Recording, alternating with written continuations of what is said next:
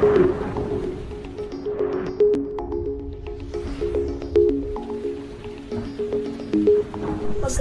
araw, mga kababayan! Narito ang ating ulat ng panahon sa Luzon.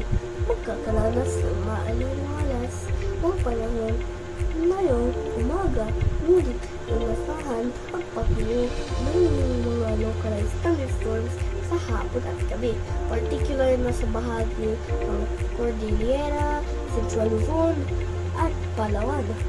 Paalala po sa ating mga motorista, mag-ingat sa posibleng biglang pagbaha sa mababang lugar.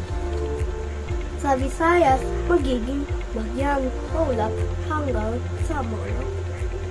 Ang kalangitan, may tsansa ng mga mahihinang pag-ulan sa silangan bahagi, lalo na sa Samar at Leyte, dulot ng amihan o northeast monsoon.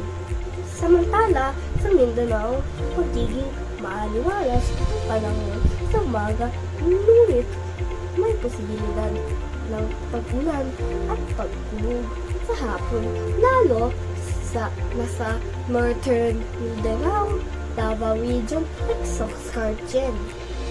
Pagdating naman sa temperatura, aabot mula 35 hanggang 33 degrees Celsius ang init sa malaking bahagi ng bansa.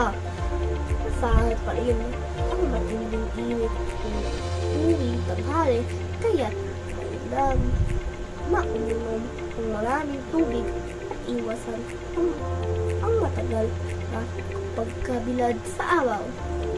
Sa kasalukuyan, wala pang nakatayang bagyo o sama sa panahon na papasok sa Philippine Area of Responsibility. Yan ang ating lagay panahon ngayong araw. Lagi pong magdala ng payong at maging handa sa biglang pagbuhos ng ulan. Kasiwan nila siya para sa ulat ng panahon.